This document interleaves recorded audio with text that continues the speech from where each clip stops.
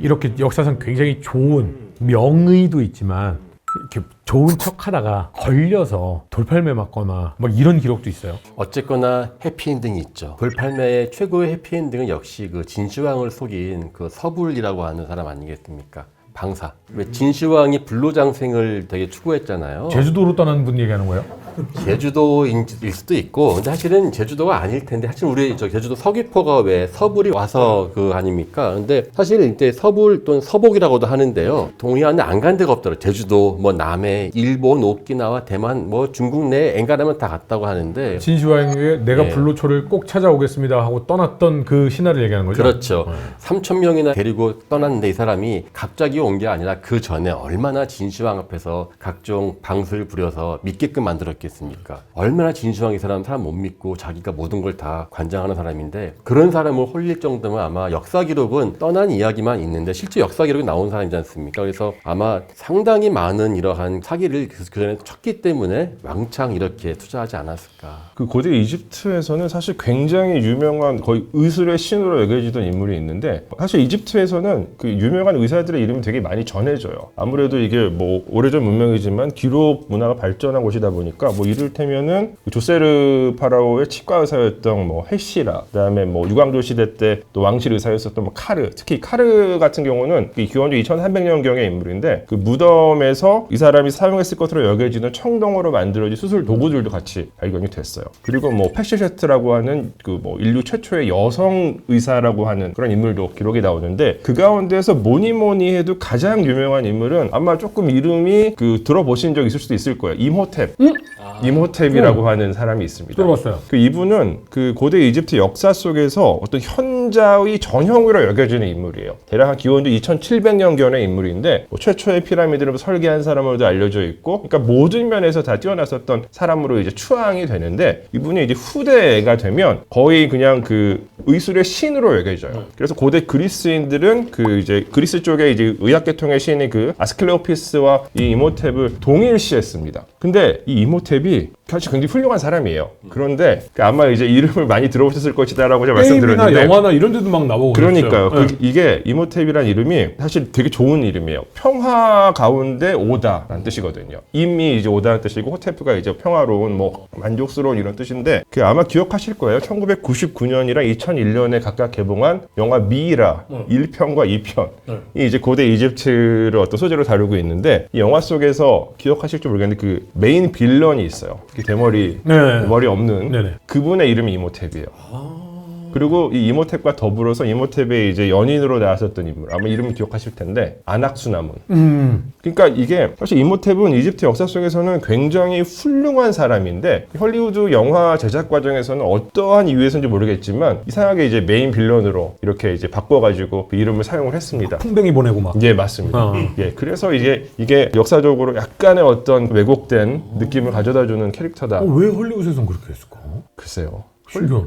헐리우드는 사실 고대 이집트 문명을 사실 되게 자주 이렇게 왜곡해가지고 표현하는 경우가 많이 있어요. 그러니까 되게 뭐랄까 이렇게 이집트 문명에 대한 기본적인 존중이 없는 상태로 굉장히 괴상망측한 문명으로서 이제 이집트를 이렇게 다루는 경우가 많이 있죠. 사실 뭐 저희가 이제 의사 얘기했지만은 사실 진정한 이 유라시아에서 가장 일반적인 의사는 샤만들이었거든요. 샤만의 가장 큰 기능이 치유의 기능이 있기 때문에 제가 예전에 한번 샤만들을 본 적이 있는데 사람이 아픈 때는 사치사철이 없잖아요. 그러면 영하 40도가 되는 추운데 사실 그쯤 되면은 마을 사이는 지나가면 안 되잖아요. 다 얼어 죽잖아, 시베리아. 근데 그걸 이 사람이 가요. 가면 주로 이제 가져가는 게 다양한 약초들을 가져가는데 그러면 이제 약초들 가지고 이 사람이 하면은 실제로 또 사람들 나아요 또 그게.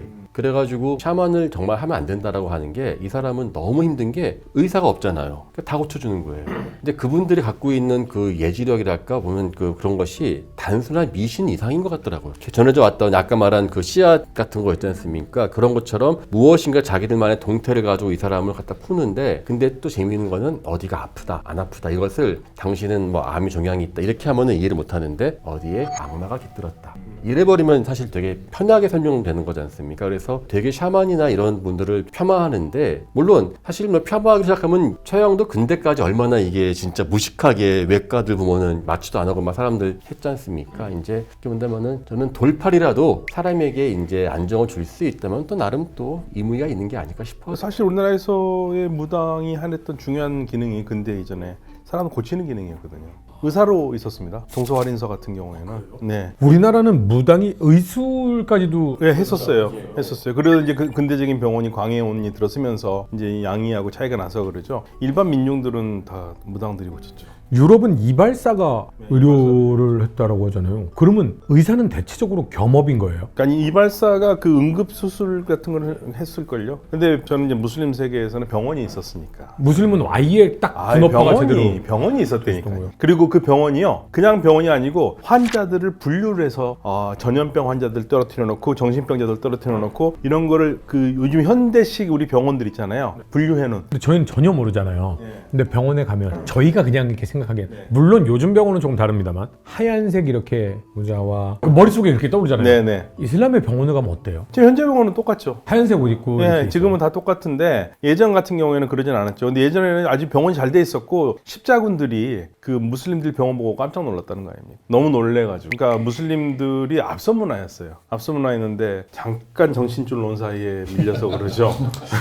사실 이 중동 지방에서는 뭐 이집트 얘기를 또 말씀드려야겠지만 이 고대 이집트 때부터 이 의학 관련된, 물론 이제 현대 의학의 관점에서 보면은 사실 말도 안 되는 행위들이 많았지만 상당히 많이 체계적으로 어떤 분류가 되어 있었던 것 같아요. 그래서 고대 이집트에도 여러 전문의들 가운데 뭐 안과 전문의, 그다음에 뭐 위장 전문의, 그리고 재미있는 어떤 그 의사를 칭하는, 특정 분야 의사를 칭하는 그 이름 중에서 그 네루 푸아트라고 하는 것이 있어요. 이게 뭐냐면 그 학문의 관리자예요. 그러니까 학문이에요. 학문이에요. 학문입니다. 학문이군요. 이음 학문. 학문외과 할 때 학문의 관리자. 어. 그러니까 아마도 이제 학문 관리자가 따로 지정돼 있어요? 예, 지정돼 있습니다. 그러니까 칭호가 사용이 돼요. 지금 통계는 모르겠습니다만 대한민국에서 한국인들이 가장 많이 방문하는 치료과 중에 학문외과가 예, 거의 1, 2위를 항상 다툰대요. 제일 중요하죠. 예, 중요한 과입니다. 그래서 뭐 학문을 닦는 게 되게 중요합니다. 네, 중요합니다. 굉장히 중요합니다. 학문 담당 예, 학문 담당 그 실제 이제 이 어떤 칭호가 사실 굉장히 많이 확인되고 있어요. 진짜. 정확하게 이 사람들 어떤 임무를 담당했는지는 구체적으로 알려진 바는 없지만 뭔가 어쨌건 의료계통의 어떤 그 직무를 수행하던. 그리고 이집트는 신들이 굉장히 많잖아요. 예. 학문의 신도 있어요. 학문의 신은 없어요. 학문의 신은 없고 이제 의료의 신들은 있죠. 학문의 신은 이렇게 왠지 이렇게 주름이 이렇게 앞에 이렇게 있을 것 같은 느낌. 근데 또 제가 요즘 방송 보니까 저 사람은 맨날 이슬람에서 좋은 얘기만 한다고 비난하는 게 있는데, 제가 이슬람에서 좋은 얘기가 아니라 이 무슬림 세계가 발전할 수밖에 없었던 거는 앞에 면면이었던 여러 전통들을 잘 계승을 했어요. 그러니까 발전할 수밖에 없었던 거죠. 그러니까 이제 그분들은 요즘에 왜 망해갔는가도 많이 얘기를 해달라. 그래야 우리가 타산지석으로 삼지 그러니까 제가 않겠느냐. 잠깐 정신줄 놓은 사이에 이렇게 확 떨어졌다니까요. 너무 짧게 얘기를 하셔서. 근데 저는 이 무슬림 하면 저는 우리나라에서 너무 지나치게 막 이렇게 폄하한 것 같은 게, 중앙아시아 가지 않습니까? 그러면은 무슬림 때문에 우리는 문명 개화되었다고 중앙아시아의 스탄들 나라가 다 그걸 떠받드는 게, 저희 왜 고선주 장군이 싸웠었던 탈라스 전투 있지 않습니까? 그게 이제 우리는 엄밀한 중국 장군이었죠. 그것 때문에 중국에 더 못 가고 그때부터 이슬람화가 되었는데, 이 탈라스 전투 덕에 중앙아시아는 개화가 됐다. 우리 자랑스럽게 우리는 이 이슬람 문명이 우리를 깨우쳤다면서, 그 당시에 쉽게 말하는 겁니다. 탈라스 전투 이후에 가장 최첨단의 그 당시로서 보면 문명이 들어왔다, 중앙아시아에. 그래서 그게 실크로드를 열었다라고 이야기하니까 지나치게 우리 무슬림을 이렇게 폄하한 거는 또. 그리고 굉장히 깨끗해요. 종교 자체가 정결이 신앙의 반이라니까요. 교수님, 그 얘기만 이제 한 5번 정도. 화장실에 가면은요, 화장실 다 물로 처리하잖아요. 그렇죠. 물로 처리하고, 심지어는요, 소변기 옆에도 그 닦는 그 물 쏘는 게 있어요. 그거는 사실입니다. 진짜 이집트에 가셔도 좀 잘 된 화장실에 가면 하고 소변기 옆에 이렇게 약간 그 호스 같은 게 같이 놓여져 있어요. 소변 놓은 다음에 닦으라는 얘기예요. 뭘로? 어딜 닦아요? 닦아요. 거기 잔뇨가 나오지 않습니까? 소변을 넣고 난 다음에 잔뇨가 생기잖아요. 저는 의료기관을 방문해 보시는 게. 아니 소변을 넣은 다음에 약간이라도 조금 더 떨어지잖아요. 맺혀 있거나. 그런 혹시 넘어가시면 색소는 거죠. 이해하십니다. 이제. 근데 무슬림들은 굉장히 깨끗해요. 물로 닦으니까.